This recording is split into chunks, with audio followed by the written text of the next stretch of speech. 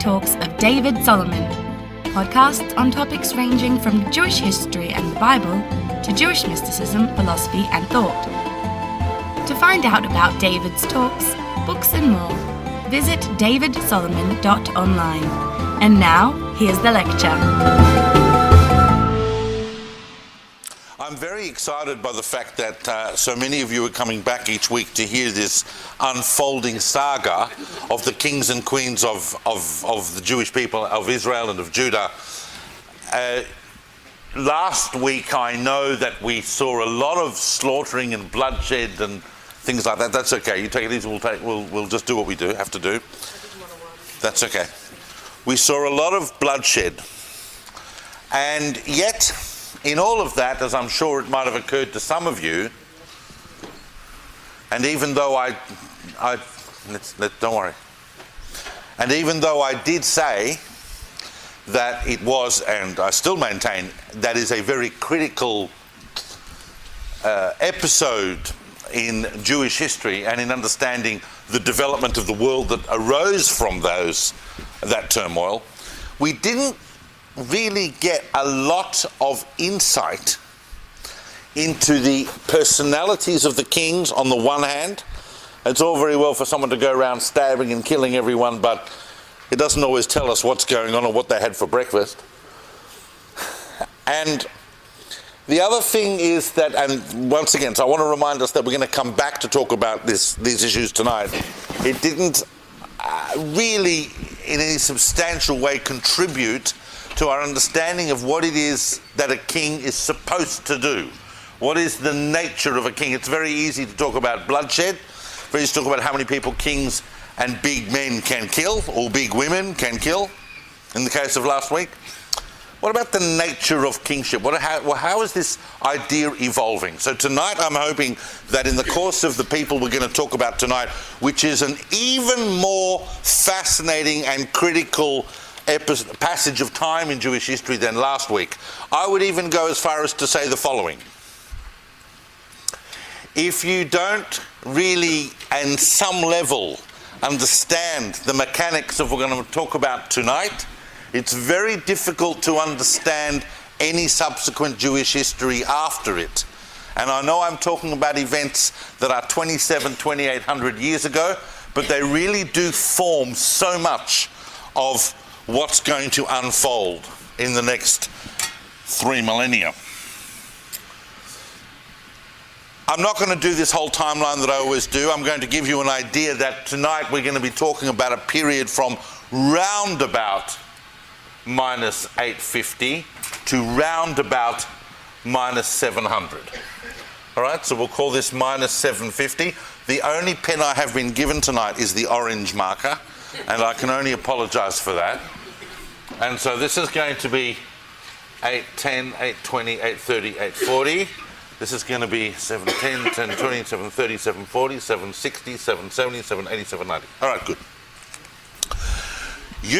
First of all, just a bit of background, just to remind us, this background is important, really important in understanding everything in the background of tonight's talk, and that is that at this stage, and you would recall that by this stage, I mean that last week, not last week, 2,800 years ago, but last week, we arrived at a situation where we have in the north the establishment of a new dynasty called the dynasty of... No, the Omrides were the ones that were slaughtered. The new dynasty is the dynasty of... This is amazing. This is amazing. When I don't make notes, people go, oh yeah, I make notes. When I do make notes, people don't read them. I'll remind you, and you'll go, yes. Well, you wait for the Jehu. The dynasty of Jehu is established in the north. That's where we got up to in the north. In the south, it's the same dynasty, but there has been a regnum interruptus with Athaliah, who is the daughter of the northern royal family. She was last of the Omrides. She is sitting on the throne of Judah, being awful, she's eventually killed in a coup that restores this young boy Yehoash, this young boy Joash. So Joash comes to the throne of Judah about 6-7 years after the Jehu revolution in the north. But by this stage, they are both in power, respectively. Everybody follow? So from around about then and during the ensuing period, that's going to really be a focus of tonight's talk. Here's the land of Israel, and here's the split kingdom. So you've got Jehu ruling in the north there in the kingdom of Israel, and the young Yehoash, who is getting less young as every day goes past, in the south. And we have already seen, in a sense, that some of these nations here have started to try and regain their autonomy, and yet the kings of Israel and Judah have to resubjugate them, but they've basically got vassal states, Moab, Edom, Ammon here as well. But there's one very, very important kingdom that is starting to rise in influence and power. And that is a kingdom that sits directly to the northeast of the northern kingdom of Israel. We mentioned it last week. I want people just to stop calling out, because most of what I'm hearing is wrong. and even if it's right, it's wrong. Now, sitting just to the northeast of the kingdom of Israel, and that is a kingdom that in many respects is probably the nation or kingdom most similar to the kingdom of Israel. Obviously it has a slightly different religious flavour, but in terms of its central institutions, its openness to different ideas, it's the emphasis it's going to place on economic vitality, that is the kingdom of Aram, which is centred in Damascus, just more or less round about the western part of Syria today. And Aram, the Arameans are not really going to last much longer as a discrete political entity beyond the period that we're talking about tonight. But they did have a very lasting effect on history generally, and certainly the history of the Middle East, because what survived was not so much their culture or their political systems, but their language. The Arameans, who of course spoke Aramaic, left a language that was eventually going to become the lingua franca of the whole area, and in fact is still spoken in parts of Western Syria and even Iraq by ethnic groups that consider themselves descendants of the core of the Aramean population, even after they became Christianized many years later and so on. Very, very quickly. And in Melbourne, for sure. Yeah, but let's not confuse the issue. The Aramaic Empire did not extend as far as Melbourne. No. Yes, and in New York and in many other places. Wherever people rub two stones together, you'll find someone speaking Aramaic, that's for sure. You know you're right, because in fact I met someone recently in Melbourne who speaks Aramaic. But they are Christian, Syrian Christians who predominate, and they even have their own churches and so on, so you're right. And we're going to see that at times in the kings that we're going to look at tonight, and don't get frightened, but buckle up, because I'm going to speak about approximately 15 different kings tonight. So you can imagine that some I'll be able to go into depth and some not so much, but we'll try and get an understanding of them. But the other very important background issue we need to understand is that at various times Aram is having hot, cold conflicts with Israel and Judah, and sometimes warm relations. And it's a very complex unfolding in our relationship and dynamic with Aram. But all of that is like you would imagine a cartoon that you see of two guys having a fight or a discussion, a fight on a boat. And both of them are oblivious to this massive, enormous sea monster that has come out of the water and is watching them. And that, of course, as we'll see is unfolding tonight, is the huge rise of the first that even today we recognize as one of the great entities of the age of empires, that's going to go on to form the first kind of recognizable thing that we call a globally expansive empire. And that, of course, is Assyria. And Assyria, not to be confused with Syria, Assyria, Ashur as we call it in Hebrew, is over here in northern Iraq. And it's going to start flexing muscle, but eventually is going to go and conquer almost all of the Middle East and irrevocably change it. But at the moment we're here. And Jehu is on the throne in the north, and Yehoash is on the throne in the south. Everybody clear on that? Now I'm going to focus firstly on the northern kings. I want to talk about the history of the northern kingdom, because that is a train wreck in slow motion, if ever we saw one. And then when we kind of understand what's going on then, we'll shift to Judah, because to do the two at the same time will be too confusing. I've tried it, and it's just too difficult. So we're going to deal with the north first, but then you'll be able to understand the interchange. Jehu is very, very much an internally focused king. Whereas Ahav and Omri, the Omrides, the big Omride kings, had focused their attention on their relationship, particularly with the north, with Phoenicia, with Tyre, with Sidon.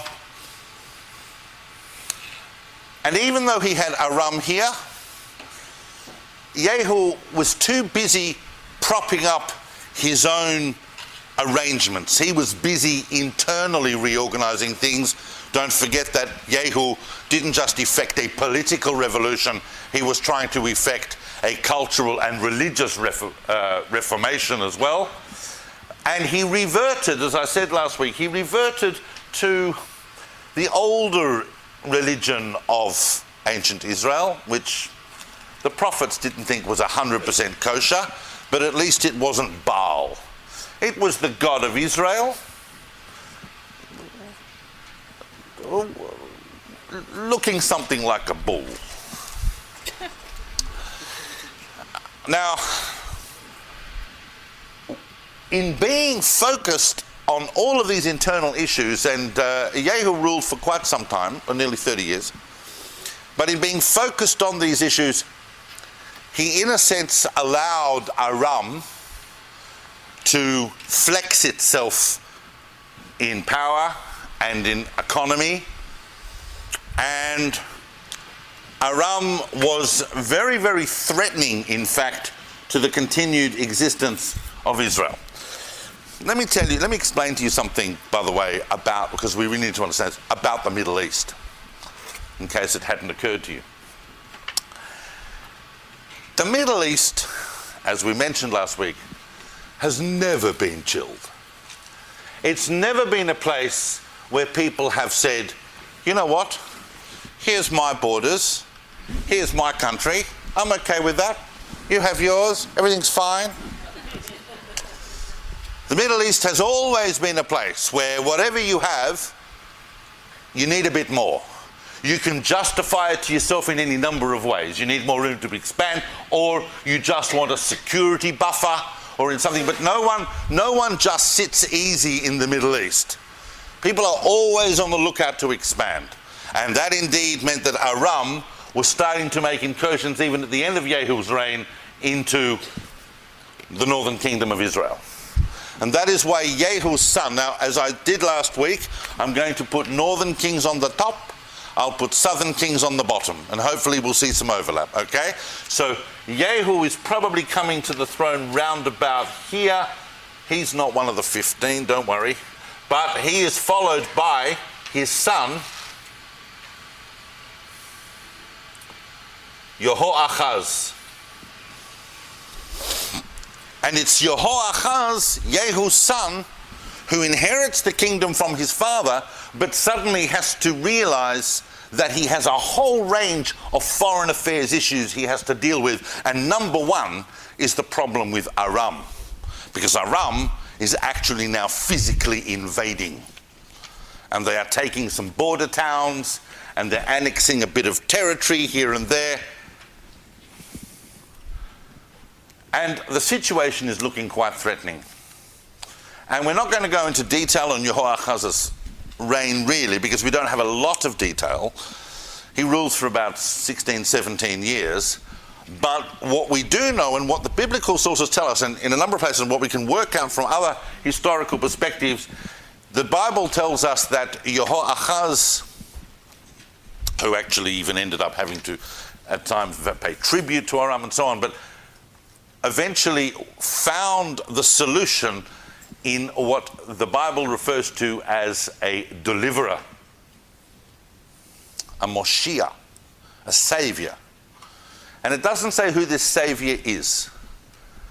But, by the way, Jehu is a contemporary of Yehoash, and I'm putting that on the board there right now for the reason that is about to be revealed to you, is that it becomes fairly clear that the savior of the northern kingdom of Israel from the threats of Aram was in fact Yehoahaz's son, the crown prince,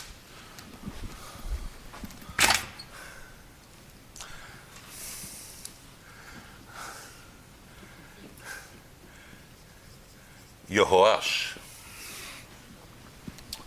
That's why I was waiting for the groans. Yes, Yehoash is here.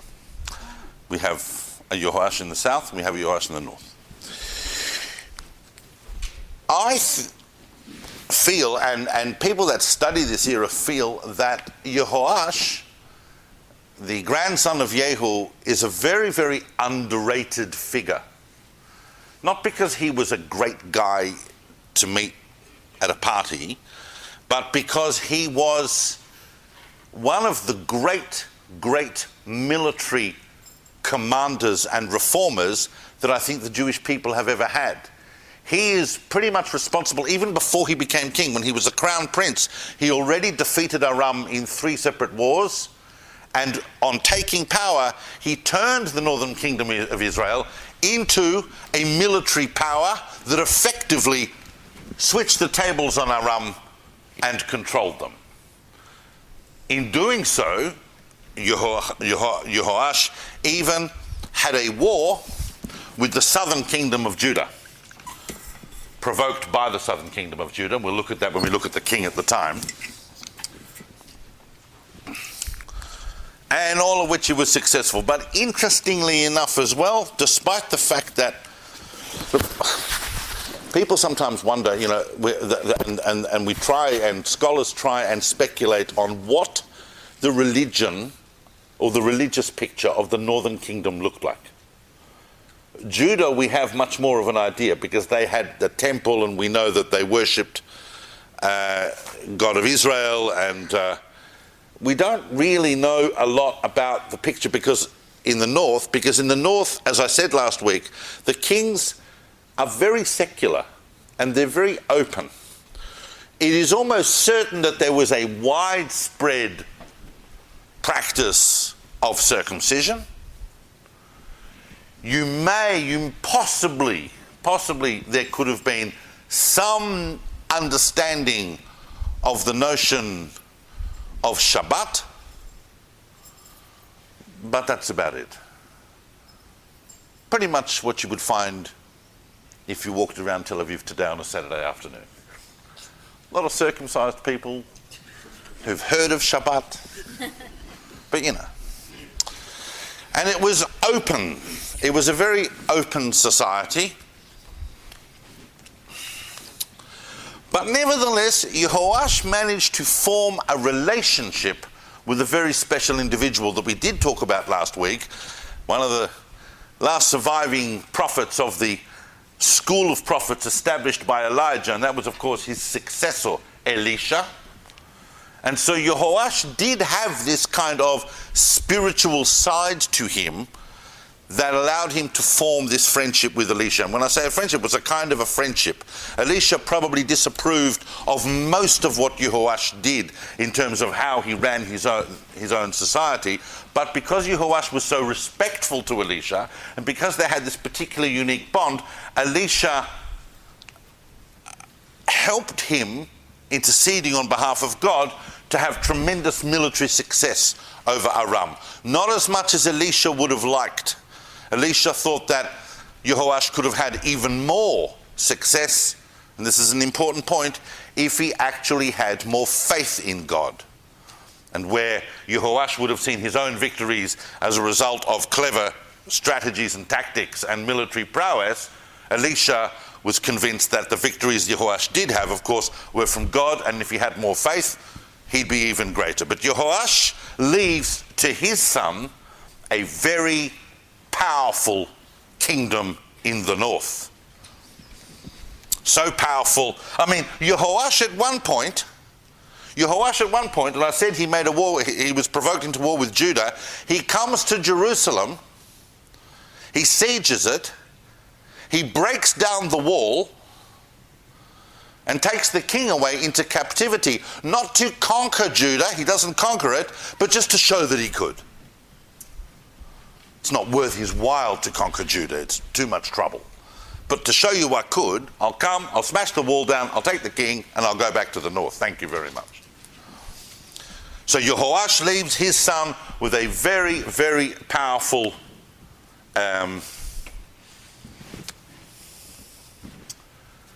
kingdom. And his son, who is his son? His son is already Jehu's great-grandson. And of all the kings in the north, really, this is a big one. He takes that powerful kingdom given to him by his father, by Yehoash in the north, and he turns it from a power into a superpower. Really, the region's biggest power, and that is, and his name is a testament to the whole legacy of the Jehu rebellion, because his name is Jeroboam the Second.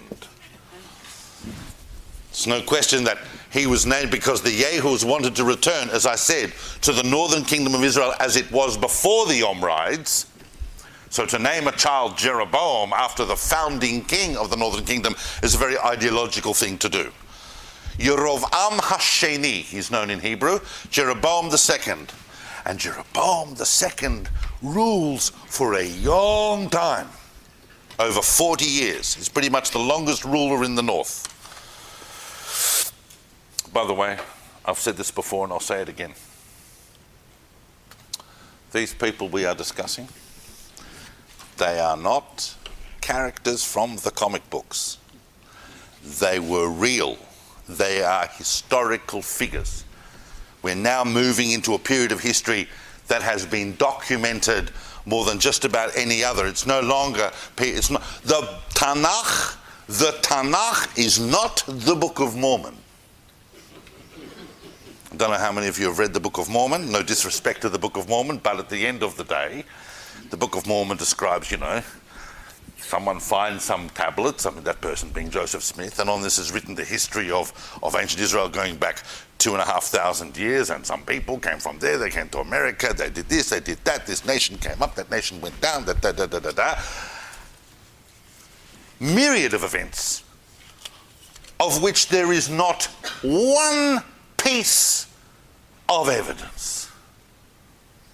Now, I'm not here to disrespect Mormonism. I'm showing you the difference. When we talk about the Tanakh, when we talk about these figures, the Tanakh is like the tip of the iceberg as to what we know about these people and the range of sources we know them from. We're now entering into a period where the Assyrian chronicles are starting to talk about these issues and personalities and events and completely correlate with the biblical narrative. And then if those two weren't enough, separated by 1,000 miles, then you've got archaeologists crawling all over the Middle East, right from Assyria right through, and constantly finding things at the correct level that back up exactly what the Tanakh has been talking about.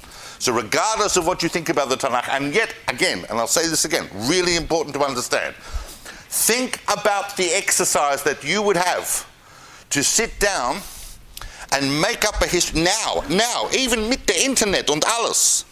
You were to sit down and make up a history of the world that happened just 500 years ago and get it all right. The Tanakh is a reflection. It's written by people that were there. Yes, it was edited at later stages as these royal archives and things were handed down and transmitted, but it's completely consistent with everything we know about what's happening in the ancient world.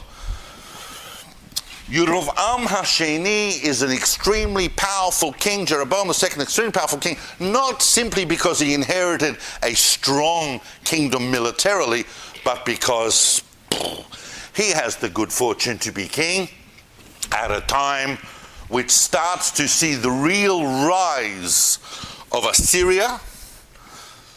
Before Assyria took on this massive expansionist phase that it was going to. Assyria had actually been going for the last couple. You know who Assyria is, right?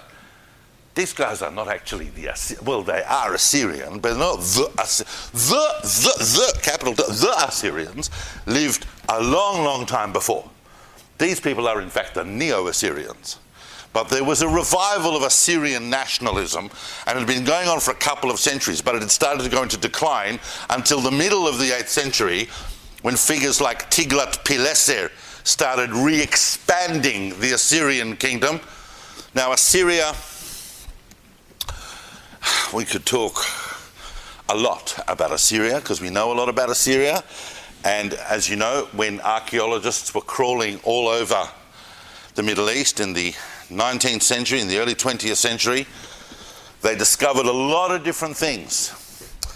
And some of those subjects they discovered so much that they went on to actually form entire disciplines in academia, like Egyptology and Assyriology. We know a lot about Assyria. But the short of it is the Assyrians were pretty impressed with themselves. The name of their god was Ashur.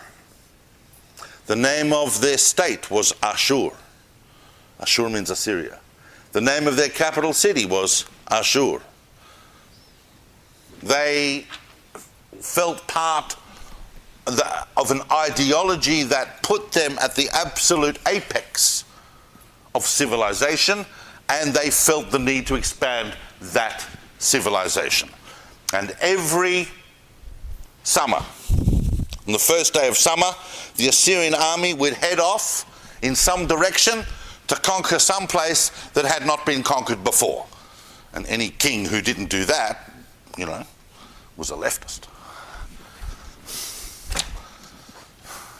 And Tiglath-Pileser really is the first of the Assyrian kings. We have to be careful because I could get easily sidetracked to talk about Assyria, but Tiglath-Pileser is the first Assyrian king really who realizes that his army is big enough and he's conquered enough territories that he doesn't need to just fight in the summer.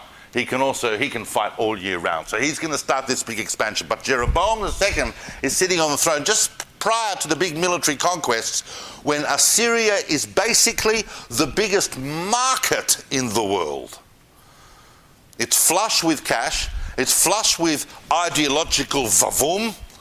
They like their consumer goods, and Israel can access them for them. First of all, Israel has a very solid agricultural base in the Jezreel Valley and so on, but it also sits at a conduit where it can import schmonzes from here and from here, whatever they need there. So in the time of Jeroboam II, Israel, in the words of the prophets, grows fat. It becomes economically powerful, and the society is doing very, very well, thank you very much. But Jeroboam, big secularist, doesn't really need to enforce any religious standards here, doesn't really care what the spiritual picture of the north looks like. It's all about the bucks. It's all about the economy and how well people are doing. And people are doing really, really well. But what happens? What happens if your people are worshipping foreign gods and your economy is going really, really well? What do you think is the logical deduction from that? It's working. It's working. That's a pretty good system. And that's pagan spirituality, is exactly that. I'll choose a god.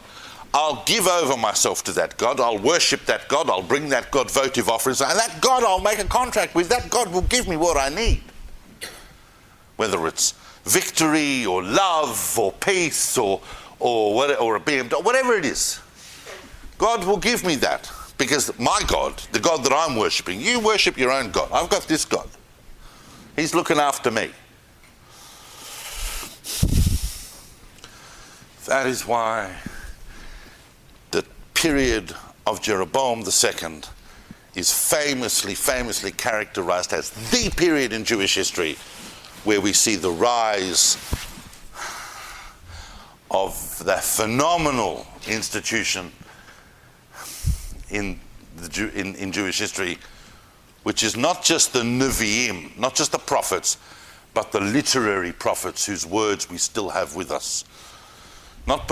Putting aside Elijah, who'd already been running around in the north back here, but these prophets have their own books in the Bible, and the earliest of them we firmly anchor their careers, and we know because they write about their times in the period of Jeroboam II in the northern kingdom, where the gap between rich and poor was becoming so great that you had a noble corporate elite that was feeding itself and getting fatter and fatter and wealthier, while ordinary people, increasing numbers of ordinary people, were oppressed, locked out of the facilities of justice, found themselves in poverty, and everybody was lying in bed at night just thinking, how can they screw over this one the next day to make a buck? It was a rampant capitalism as we were just feeding the big Assyrian machine, which of course, ironically and unironically, is the very thing that's going to destroy us. Who were those prophets that were living at the time of Jeroboam II? Who were they? Who were the earliest of the literary prophets? Put up your hand if you know the answer. Who's the first? And he says, boom, I'm here, Jeroboam's the king, etc. Who is that? I'll tell you. It's okay. Amos. Followed closely in time by the prophet Hosea. They're basically contemporaries, but Amos is a little earlier. Amos is the first person to predict the destruction and downfall of the northern kingdom, and no one could see it because things are going really, really well. But Amos goes to Beth El and he prophesies. He nearly loses his life. They threaten to kill him because he prophesied about the destruction of this kingdom, because this kingdom is not based on what? On what? Justice and righteousness. Tzedek u'mishpat. That's what God needs the society to be built upon. Doesn't matter how well you're doing economically. You can run around with your capitalist flag-waving euphoria as much as you want. You can talk about trickle-down economics. But if the society is built on social injustice, it cannot endure. It is during the time of Jeroboam II that we set, I'm not talking about this as historical narrative, but in which is set the prophecy of Jonah, who is sent to Assyria, not even to prophesy to Israel. That entire picture happens during the time of Jeroboam II. But before I have to be so careful. I have to be so careful because we have so much to talk about. There's things I'm not going to be able to say tonight. They're going to hurt me that I can't say them. But I want to try and get a cohesive picture. So we're not going to, there's a lot, all of these. These are just doorways. But there is something we do have to talk about before we leave Jeroboam II, who basically defines the concept of king as economic manager, not to mention the fact that he had a very, very long, very, very strong and large army, but it's the by which to defend the northern kingdom, but really it's that relationship with Aram and with Assyria that is really pumping the nation. But a very interesting thing happens in the year 760. Attested to by numerous historical sources. Not just the Bible, but most ancient world historians record this in one tradition or another, and obviously geologists and seismologists. And that is that in 760 there was an enormous earthquake. Its epicenter was maybe just in the north of Israel, about maybe 200 kilometers from Samaria, in southern Lebanon. It was not just a big earthquake, it was a massive earthquake, something 8.2, maybe even more on the Richter scale. It was, I mean, you do have earthquakes in the Middle East, but seismologists who find the fault lines at exactly that level say that this was probably a 1 in 4 or 5,000 year earthquake. This was the biggie.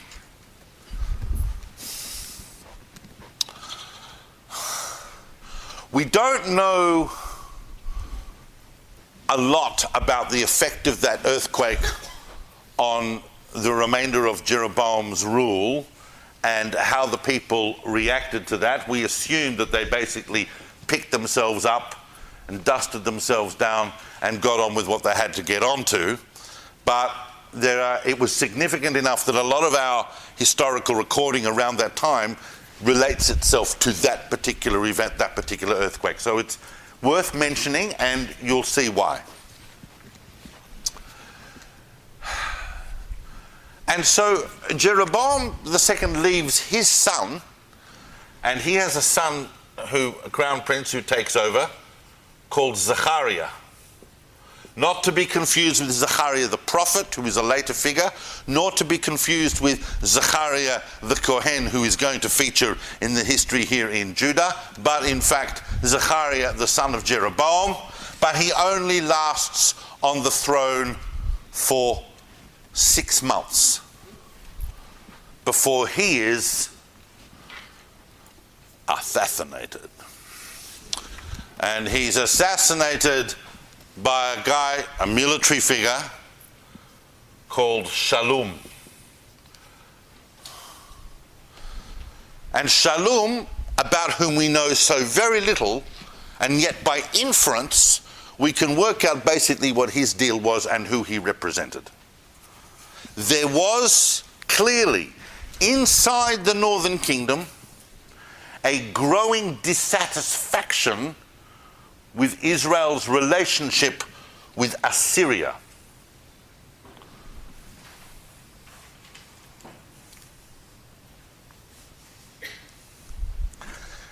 A growing dissatisfaction with Israel's relationship with Assyria, and there had developed basically 2 camps: the pro-Assyrian and the anti-Assyrian. Clearly, Shallum was an anti-Assyrian. He lasted on the throne for a month before he too was assassinated by another military figure who made himself king, and that is Menachem. And Menachem is a pro-Assyrian. Now, on the one hand, you could say, well,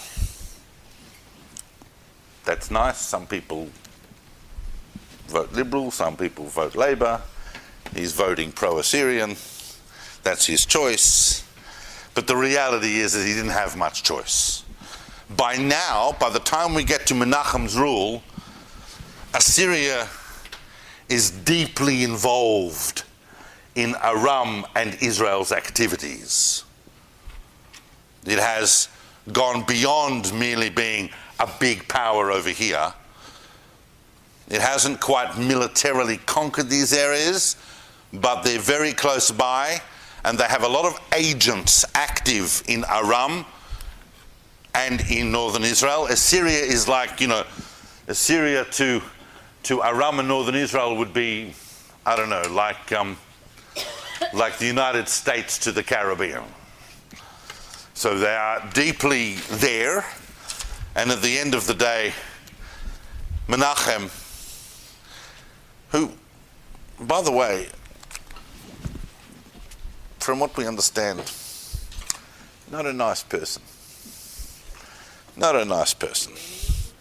No, but he was particularly cruel. When you read about he had to reconquer some towns that were starting to rebel against the throne, and he did it in a very, very nasty way, the Bible tells us. Ripping open pregnant women and just awful, awful atrocities of war. So we can see that an army of northern Israel probably would not have had to actually necessarily have a hot conflict for a while, and clearly when they did, they weren't respectful of the way in which they did it. Now, and obviously, as a result, those acts get attributed to the king. So Menachem's on the throne for about 10 years, but he's becoming increasingly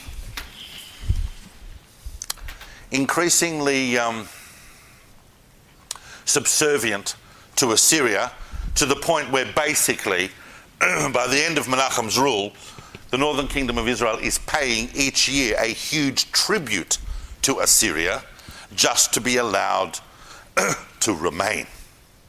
Yep. And Menachem, I'm going through these kings fairly quickly. Menachem leaves the throne to his son, who is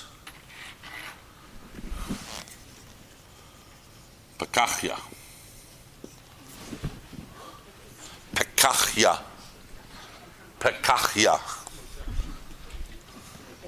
And Pekahiah, pretty much in the mold of his father, is on the throne for maybe about a couple of years before he becomes assassinated. And he is assassinated by a guy called, can't wait to tell you this, Pekach ben Ramalyahu. Now, Pekach ben Ramalyahu, as you can imagine, anti-Assyrian. That's why he assassinated Pekahiah, the son of Menachem. They now want a different arrangement. They are sensing, wrongly as it turns out, some weakness and instability on the part of the Assyrian kingdom. They deeply underestimated Tiglath-Pileser, and Pekach ben Ramalyahu decides that he wants to form, he does form an alliance with Aram. With Rezin, the king of Aram, and Pekach, the king of the north, form an alliance just as they had kind of like a century before. Remember the famous Battle of Karkar that Achav fought at? That was an 11-state alliance against the Assyrians. So the Israelites and the Arameans believed they could do the same thing and hold off against the Assyrians, and they wanted Judah to join them. They even threatened to invade Judah and set a puppet king on the throne of Judah, so that Judah itself would give its resources to that particular effort to stop the Assyrian incursion. The king at the time in Judah, a king called Ahaz, we'll look at that, didn't take part in that alliance. The consequence of that alliance was that Tiglath-Pileser came with the Assyrian army, and he conquered, crushed, and removed from history the kingdom of Aram. ended it. He also took a nice chunk out of Israel, thank you very much, and the northern kings once again had to find themselves buying off Tiglath-Pileser and his successor Shalmaneser the fifth.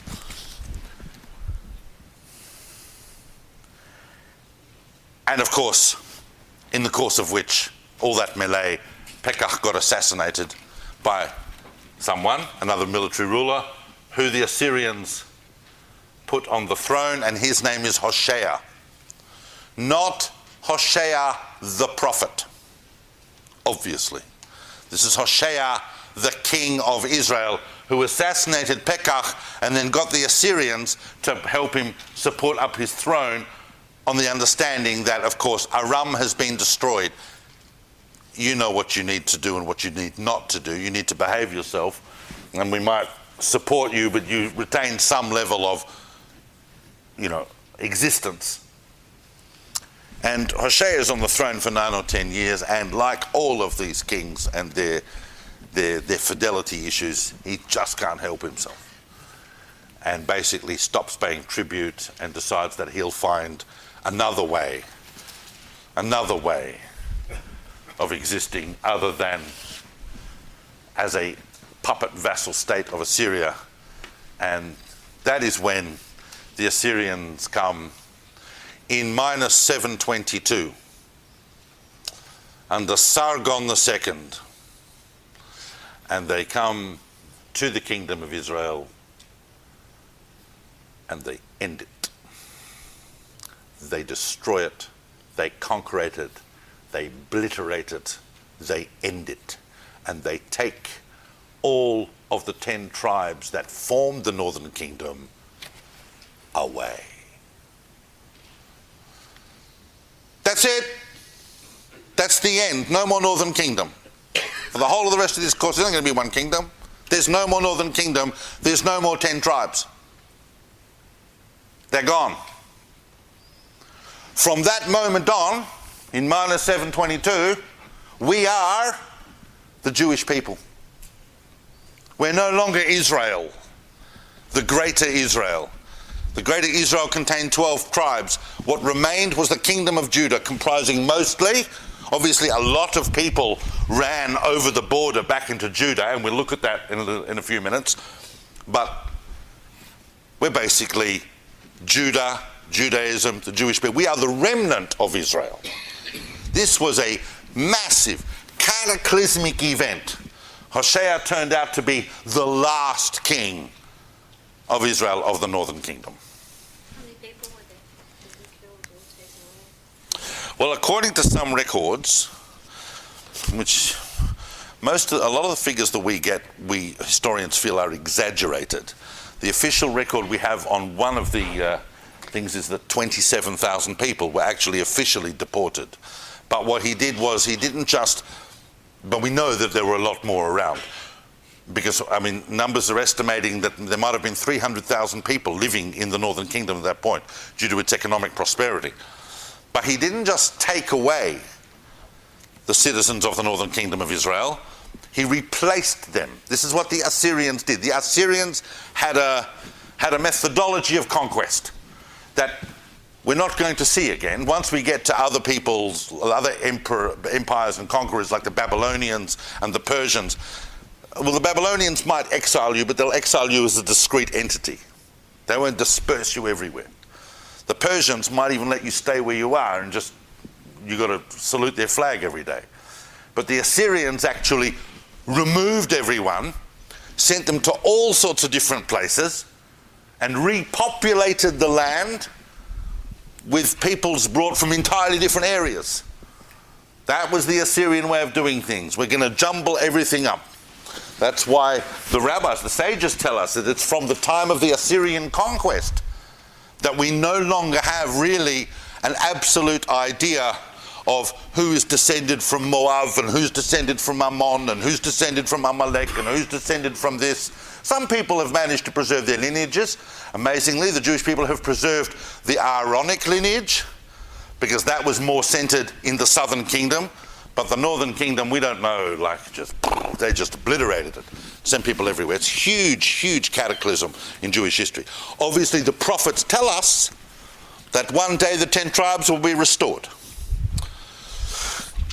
And that destruction was foreseen by Amos and it was seen by Hosea. Follow this because it kind of gets unbelievable. As you would recall, Yehoash is about 7 years old when he comes to the throne in Judah. He has been secreted inside the temple by a senior priest called Jehoiada and his wife Yehosheva, who in fact was his aunt, the sister of the king. And they hid him until he was 7 years old, and he was brought out and announced as king, leading to the death of Athaliah, and Yehoash is now on the throne, obviously guided by regents and advisors. But clearly, from that point onwards, we're going to see the influence of an institution in Israeli life and in the life of Judah that has been somewhat in abeyance for the last few centuries, and that, of course, is the priesthood. The priesthood, even where the temple was significant, the priesthood had never really played a part for a while now in the political machinations and discussions of the society as a whole. We've seen the king, and the limits on the king were set mostly either by his own sense of restraint, which was not often, or more likely by the prophets, and sometimes also by the law itself. Some kings thought they were above the law, but they all were testing the limits. But we don't really see the priesthood coming in as a power. Now we are going to start seeing the rise of the priesthood because Yehoash was put on the throne by the priestly caste. They hid him, they brought him out, they supported him, they put him on the throne. And naturally, as he gets older, he has a natural affinity with the priests and with the temple, which is why when Yehoash reaches maturity, he sets about refurbishing and renovating the temple. Not the only king in Judah's history that's going to do that, but he felt, and he knew, very few people knew the temple better than he did since he'd grown up there, he felt that it needed repairs, it needed fixing. So, and obviously there were things that need to be cleaned up from some of the former kings, the nonsense that his grandmother Athaliah and had put there, and her husband Jehoram.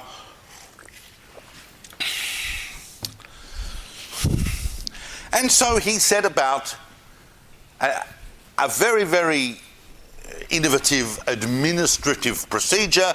People were going to donate certain taxes. Those taxes were going to be collected. And people think, oh, that's very interesting. That's what Yehoash did. He set up an administration, a taxation system which could help renovate and refurbish and maintain the temple. Because everything prior to that had been very haphazard. I think it basically depended on voluntary donations. And as you know, anyone who's a member of a shul will know that membership fees versus voluntary donations, we always know which one is going to be more reliable.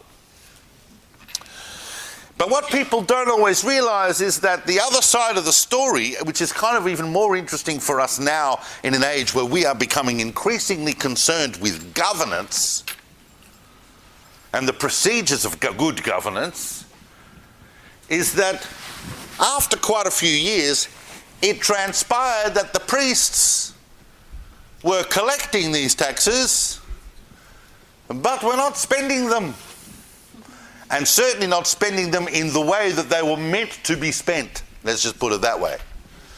Which led to a whole commission of review commissioned by Yehoash to find out why that was. And they came up with the brilliant idea that maybe there's a better idea than allowing the priests to collect it themselves. And they start to see something that looks like a kind of thing that we would almost say is a modern form of governance, where You've got one body responsible for collecting it, another body responsible for investing it, another body responsible for spending it, another body responsible for oversight. And this all happened as a result of Yehoash's administration trying to place the temple as a public works project that everyone could be happy with. And therefore it's very, very interesting that Yehoash is supported by the priests and in turn supports the priestly endeavours, because towards the end of his life, and he's generally regarded as a good king, but towards the end of his life he kind of went off the priests. He also had some issues with Aram. He was having issues with Aram as well. Whereas Yehoahaz and Yehoash dealt with Aram militarily, Yehoash was not in that kind of position, ended up having to pay some tribute to Aram, and that may have spilt over into internal Judean politics, but Yehoash fell out with the priests.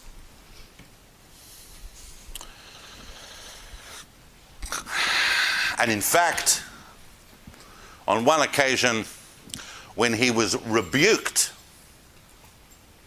by a priest, and not just any priest, but a priest called Zechariah, not to be confused with Zechariah prophet or Zechariah the king of Israel, but who was the son of Jehoiada. The son of Jehoiada. Remember Jehoiada? The priest that had, together with his wife, hidden him when he was a child? So their son Zechariah starts giving Yehoash a musr, starts telling him off, and Yehoash has him killed. And that is when the population realized that Yehoash was becoming a tyrant and exceeding. It's not to say that there's like everybody was massively in favor of free speech. We're not talking about a liberal, open society. But a prophet speaking to a king needed to be protected to be allowed to say what he needed to say. If he was going to be a false prophet, then it would all come out in the wash. But you can't go killing prophets of God. But that's exactly what Yehoash did. As a result of which, or we assume as a result of which, we imagine that there is a connecting line between these events, Yehoash himself was assassinated. We hadn't seen that kind of behaviour in the southern kingdom before. But this big King Yehoash, who ruled for a long time, and who was a big supporter of the priestly class, and restorer of the temple, ended up being assassinated. His son came to the throne, once again, in the south, always much more stable. There's no military generals jumping up trying to be king. It's the Davidic line. So you know who the next king is going to be. And the next king was Amaziah. There's a lot we could say about Amaziah.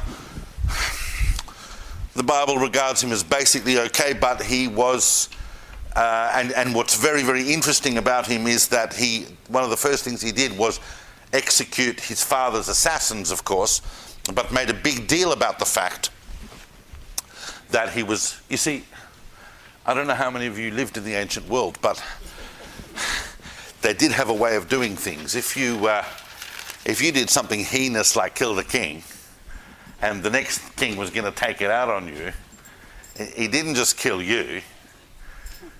You know, he killed your family, he killed your friends, he wiped out your whole Facebook list. And Amaziah said, however, I'm not going to kill anyone but the two assassins that did this, because it says in the Torah that the children do not die for the sins of the fathers. Which means we already know that we are coming back to or we've already always had in the southern kingdom, a consciousness of the Torah, a consciousness of the law of God, a consciousness of the applications of divine righteousness and justice and what it should look like. But Amaziah got a little bit ahead of himself. He borrowed an army, basically a big chunk of the army of Israel who he paid as mercenaries, to help him reconquer Edom in the south.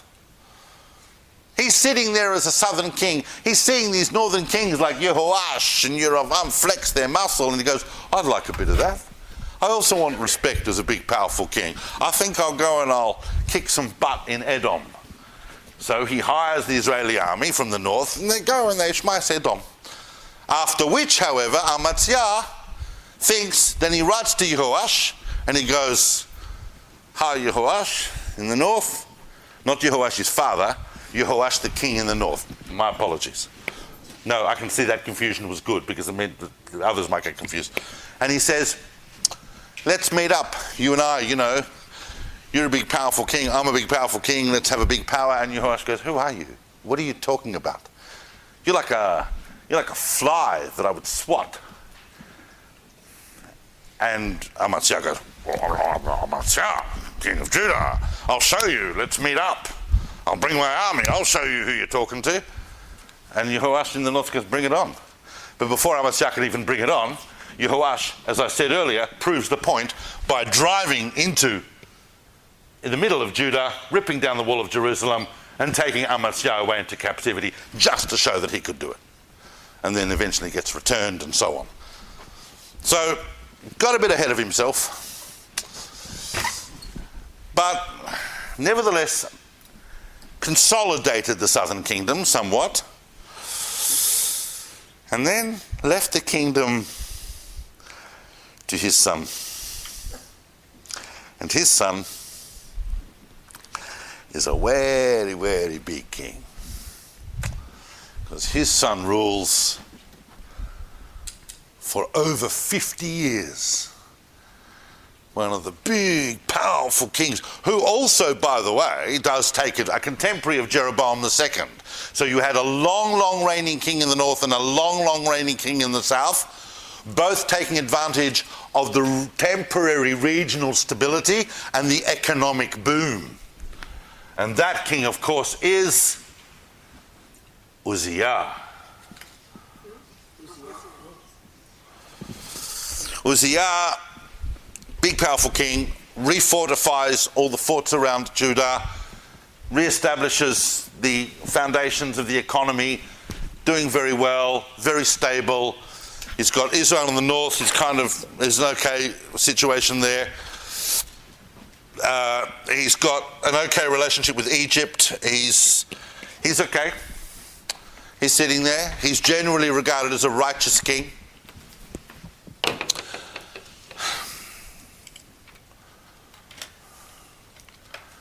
And then one day, if you're a king and everything's okay and you're sitting on the throne and none of your enemies are giving you a particularly hard time and your economy's going okay and your country's strong enough, and what are you going to do? You're going to get a bit bored. So Uzziah decides that being king of Judah is not enough for him. He's going to go down to the temple and he's going to offer the incense on the altar. We can all relate to that. That was a joke. He decides, now, who do you think had a problem with that? The priests. They warned him. They said, you can't come and do it. You can't. You're not a descendant of Aram. You might be the king of Judah, but there are limits. There are limits. You can't come down to the temple and do that. That's a job only given to the Kohanim. So Uzziah doesn't pay any attention. He wakes up in the morning. He takes about 80 soldiers with him and they go into the temple. And they said, you can't do this. And he goes, well, I've got 80 soldiers with me who probably disagree with that. And the priests line up and the soldiers line up, and Uzziah says, I'm going to do it. And he goes and he picks up the incense and he's moving towards the altar when suddenly the earthquake.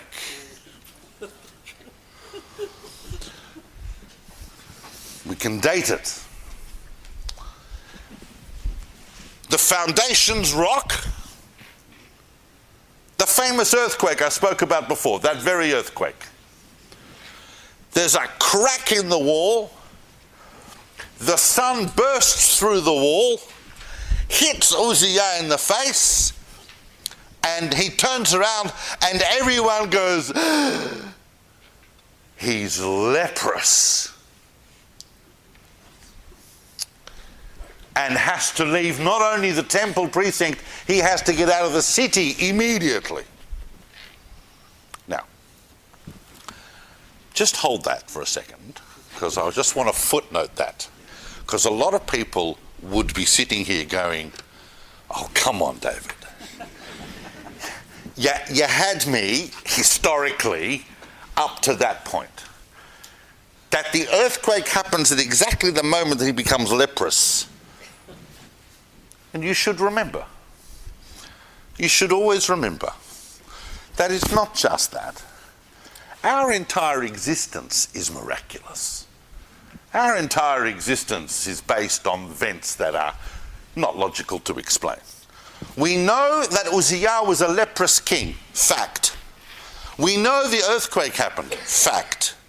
Putting them two together is a tradition that is recorded in a number of places, including Josephus, who many hundreds of years later is nevertheless recording a tradition that he had. The earthquake happened at exactly the same time that Uzziah became leprous. You can call it miraculous, you can call it a coincidence, but it's not the strangest thing that's happened in Jewish history, I can tell you that. What is also interesting is the fact that Uzziah had to leave the city immediately and dwell outside the city, and for the first while, until his son actually assumed command, even while his father was alive. His son of Uzziah is,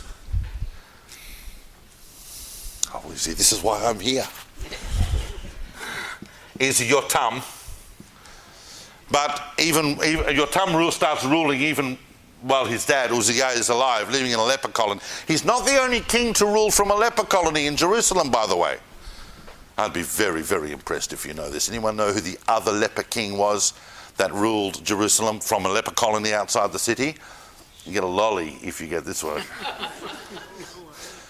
It's very obscure. And in fact, I kind of pride myself on being one of the people that's made this connection. But it was in fact a medieval crusader king called Stephen, who contracted leprosy in Jerusalem and had to govern it from outside it. So fascinating reflection of what happened with Uzziah. Yotam is regarded as an almost perfect king. Didn't have he was on the throne for a few years, maybe about 16 years, but didn't have a lot of time to do much wrong. But he's regarded as someone who basically really didn't put a foot wrong. He was pretty well respected. Was more than just a caretaker, co-regent. He was a good king. In fact, much later Jewish literature, mystical Jewish literature, sees in Yotam a kind of a paragon of virtue. I guess if you're a king of ancient Israel, the less the Bible says about you, the better, really, because it tends to reveal everyone's faults. And then Yotam, however, and here's the amazing thing, because what we're going to see in the pattern going forward, and it's a very curious thing, and I really think at some point someone should write an extended piece on this, is that these kings, you would think that who would be the most formative influence spiritually and culturally and intellectually on a young prince, on a king? Who would be the biggest influence on them? No, your average kid, not in the case of Yehoash, because his father. But what we're finding, a repeated pattern, is that these people are not taking over after their father. What they're indicating and what the historical record seems to be telling us, and so the biblical perspective and the historical record is telling us, is that these people all want to emulate their grandfathers, not their fathers. It's a fascinating pattern, and we'll see that going through. Yotam's son, however, did not match up to Uzziah. Yotam's son was a king called Ahaz. And I've said this before, and people don't like it, but I can't think of a better word. Ahaz was a bit of a dick.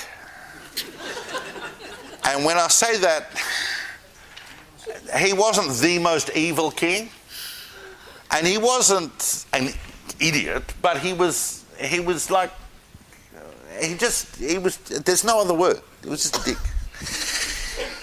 Now, he so happened that Ahaz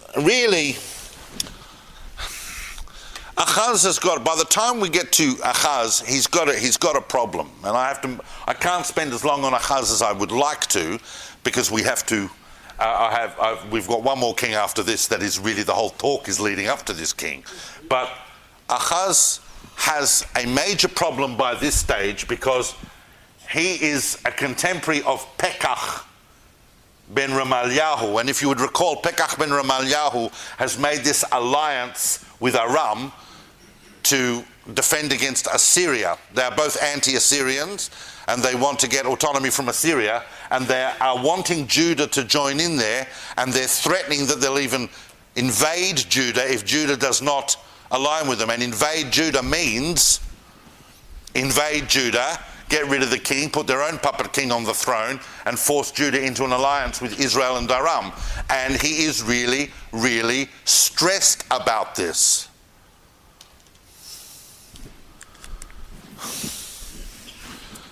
And then there's a prophet who is actually his cousin, because his father was related to Amaziah.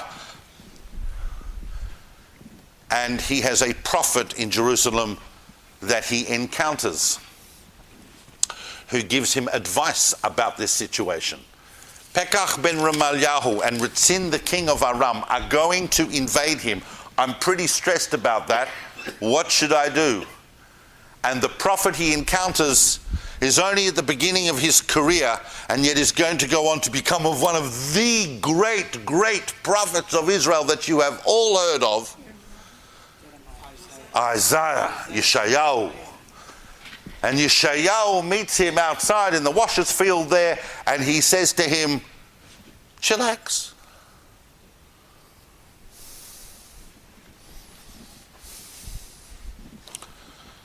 You don't have to worry about those two. All you need to do is trust in God. Now, the message that's coming from Isaiah, and I'm going to spend a minute on this because it's really important.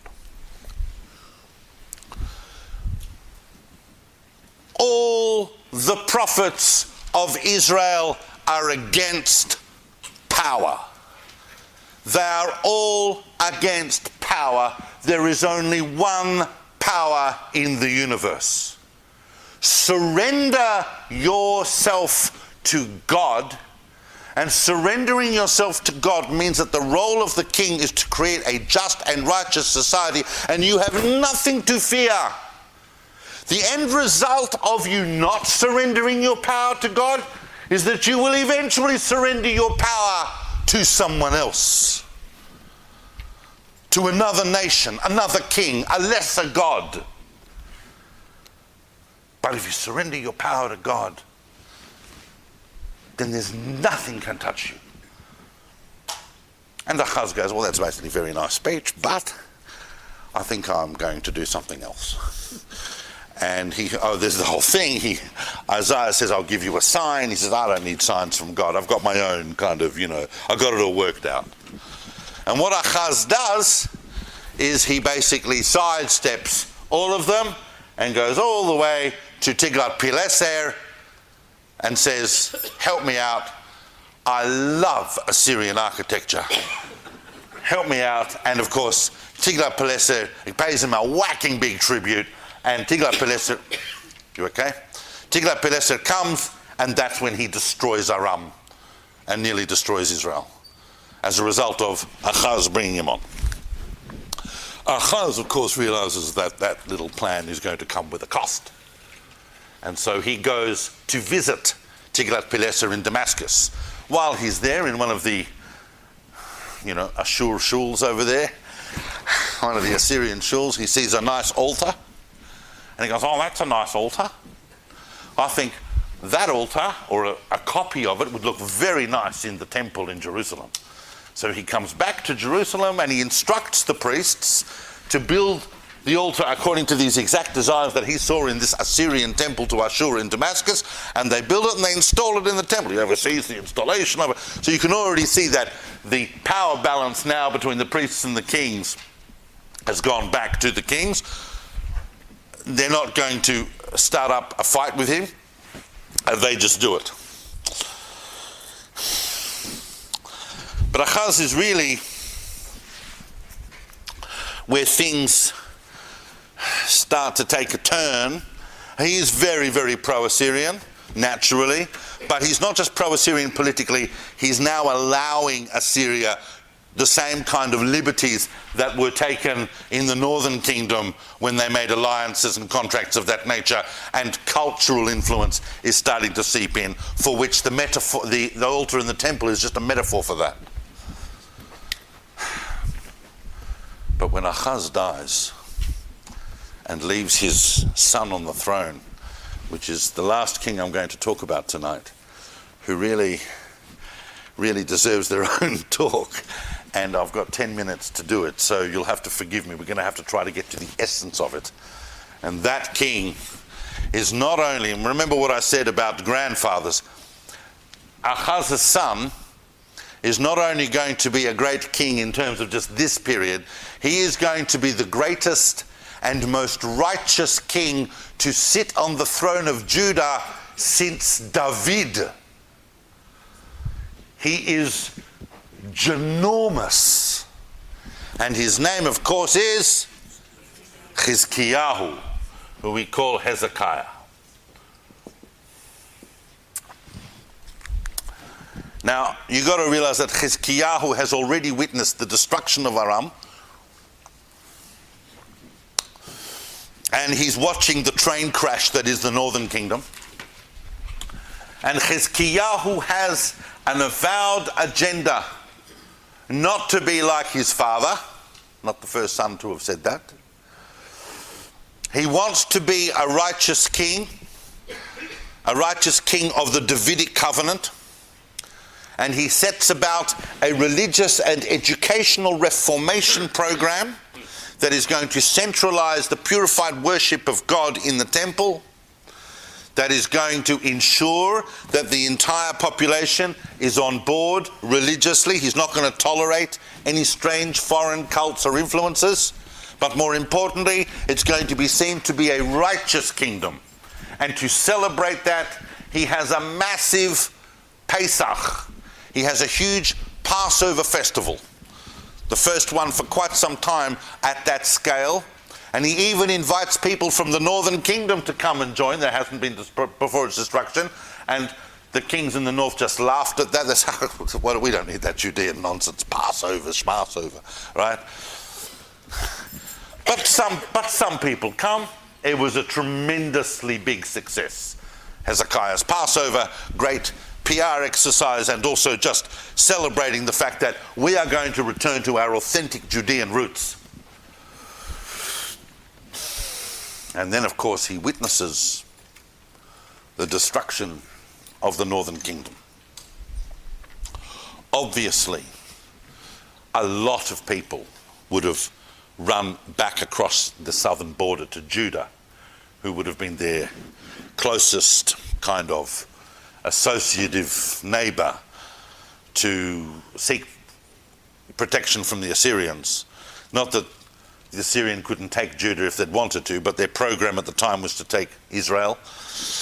As a result of the huge influx of people, and something like the city of Jerusalem became quintupled in size. And I remind us that when we talk about Jerusalem, a lot of people think that when we're talking about Jerusalem of this era, we're talking about what we now call the Old City, right? But it wasn't. The biblical Jerusalem, more or less up until this point, was the Davidic city, which is just to the south of the Temple Mount. It's a very small area, but that became massively expanded, and they built an entire brand spanking new suburb in Jerusalem just to house the huge influx of population that came into Jerusalem.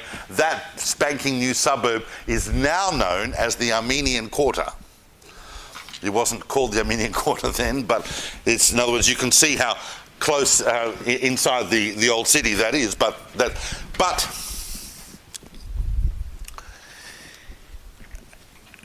Hezekiah, for some time, because he inherited this from his father, from Ahaz, was paying tribute to the Assyrians. And then it got to the point where he said, why am I doing that? I don't want to do that. I've got a lot going on here that we need all of our resources focused on housing our people, on getting this new righteous society up and running. I'm not going to be paying these hundreds of talents, 100 tons of silver and gold to Assyria every year. Because sure, they got a big army, and they got a big God, and they got a big empire. But we have something bigger. We have God. And I'm going to trust in God. Obviously echoing the messages of the prophet Isaiah, with whom he's very close with, who's now mid-career, going, yeah, Hezekiah. So he stops paying the tribute. And as you can imagine, the Assyrians, in around the year minus 701, didn't sit around going, oh, the Judeans have stopped paying their tribute. Oh well, let's have some more breakfast. No.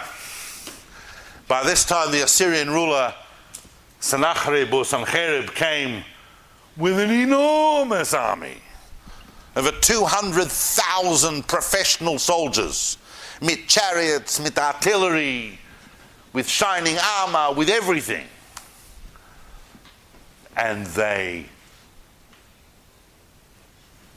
went through the whole. Now, it's very important to understand. Very important. This is worth even in the last 4 minutes, but I've got to say. We're now talking about events that are very, very important in ancient history. This is where all of these vortices of various historical perspectives meet, because these are historical events that are chronicled in a variety of ways. We know that Hezekiah didn't also sit there and going, oh, I've stopped paying tribute, I guess they'll be okay with it. I'll pretend the dog ate it. He knew that they were coming. So they spent quite a long time, at least 2 or 3 years, shoring up and building defense networks and making sure that they were going to be able to, at some level, withstand this onslaught. They didn't, but I'll get to that in a second. But what they did do was, as you famously know, he rebuilt a whole new broad wall in Jerusalem. Yep. And who's been to Jerusalem? Who's been to the old city?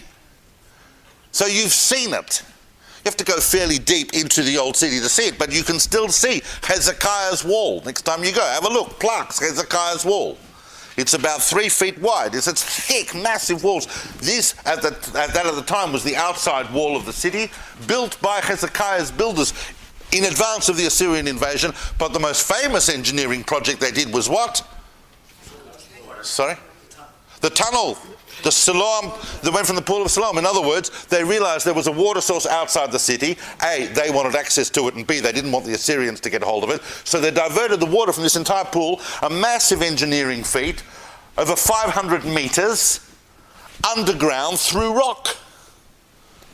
Where we still have, we don't have it, the Turks have it, but there is still the plaque where the builders met from either side. This is huge stuff. We see this in stone, in actual, what Hezekiah was doing. But even more amazing, and I just want to share this very, very quickly with you, is that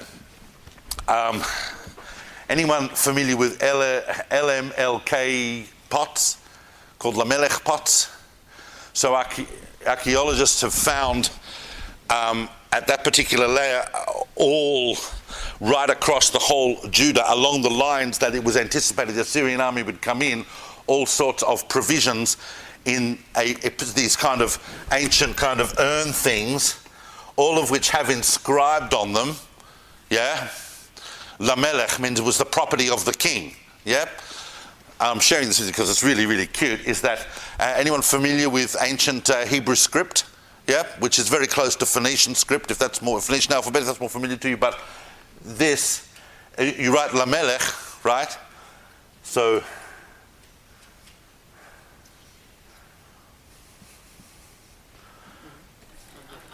what's remarkable about how close that is to English today, right? LMLK. Anyway,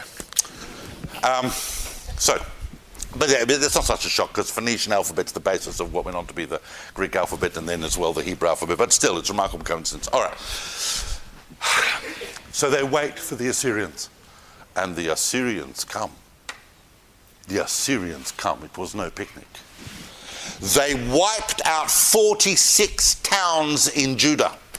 The whole of the Judean countryside, the entire state, was ravaged, including a total destruction of the second largest city in Judah, which was Lachish. And amazingly, we don't just have records of this, ladies and gentlemen, we have illustrations. The destruction and conquest of Lachish was a big deal for Sanherib. When he built his big palace at Nineveh, because he was the one who moved the Assyrian capital to Nineveh, he built a huge bas-relief, like 12 feet long, adorning one of his dining rooms there, of the conquest of Lachish. And you can see the archers over the walls and the arrows and the swords and everything. And then they go to Lachish and they found all the skulls with the arrows. In other words, the archaeology matches the illustration. We see pictures of that event. And they, of course, you know that if you want to go and see it now, you go to the British Museum, and it's there in the Assyrian room. You can look at the destruction of Lachish. And they come to the walls of Jerusalem. The entire Assyrian army, they have destroyed Judah. All that's left is Jerusalem. And they come to the walls. And the commanders of the Assyrian army shout at the guys on the walls. And they say, "You can't win. Who do you think you are standing up against the Assyrian? We're Assyria. You're Judah, you can't win. Don't tell us that your God will save you, because do you know how many nations have said that their gods will save them? Where are they now? Where is Aram? Where is Israel? Where is Ammon? Where are all of these nations that the Syrian army has destroyed? You go and tell your king that really, really you need to step down and we'll just come through and conquer." This was the end. This was the end of Jewish history. Make no mistake. There was no coming back from here. They sent letters to the king and they said, "This is it." Hezekiah took the letters to the roof of the temple and he opened them up in front of God and he said, "God, if you're going to do anything, now would be a good time, because we have no answers to this." The Judean army was gone. The whole country was gone. Now, if you Google the Neo-Assyrian conquest and expansion today, you will see, whatever color they choose, green or whatever, you will see that they cover the entire Middle East, except for one tiny little pixel where Jerusalem is. Because the inhabitants of Jerusalem woke up the next day and the entire Assyrian army was gone. Now, obviously, the Bible, one perspective in the Tanakh, talks about that as being a huge miracle. An angel of the Lord went through and slew them all. Others, Herodotus, other historians, talk about the fact that there was a plague of field mice that chewed up all of the Assyrian equipment. Some other historians argue that the Assyrian army was, at the last minute, diverted to have to deal with the situation in Egypt. And yet other writers talk about the fact that there was a mutiny that eventually had to cause Sanherib to go back to Assyria, where he was in fact subsequently assassinated. Either way, that event happened all the historical perspectives concur that the Assyrian army besieged Jerusalem, made their threats, and then suddenly they were gone. That is why the sages tell us that, really there's an opinion in the Talmud that we don't get a Messiah because everything that we needed the Messiah to do was eaten up in the times of Hezekiah.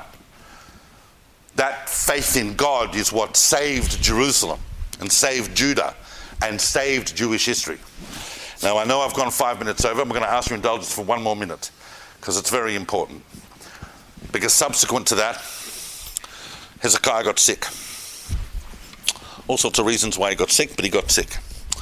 And he asked, when you're sick in the ancient world, you call for the doctor maybe, but really you're a king, you call for the prophet, because the prophet's going to tell you what's going to happen. And Isaiah said to him, you're going to die. It's just like getting God forbid, a terminal thing from the doctor, so he's pretty down about that. So he's lying on his bed, and just to show you the inner person, because we have a very rare window on the inner personality of a king, because we see Hezekiah at his most vulnerable when he turns to the wall, lying on his bed, and he just has this incredibly honest conversation with God and says, why am I dying over here? I'm a righteous king. I did everything that a king of Judah and of Israel is meant to do. How could you let me die like this? I don't want to die now. I've still got things I want to do. Please. Just this unbelievable prayer. You read it. It's incredible. One of those moving pieces of the Bible that you can read. And obviously, Isaiah is on his way out of the palace, gets the text. Go back and tell Hezekiah, we're going to give him another 15 years. So he goes back, and Hezekiah lives another 15 years. He recovers from his illness. Now, recovering from an illness like that in the ancient world was a big deal.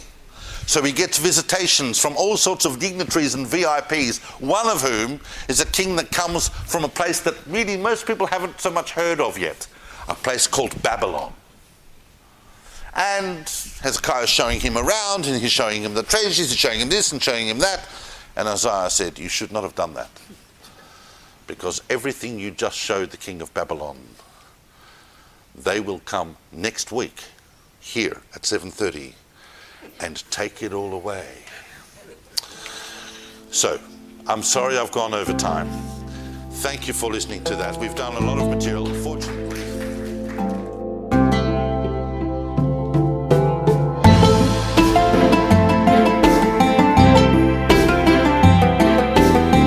Thank you for listening.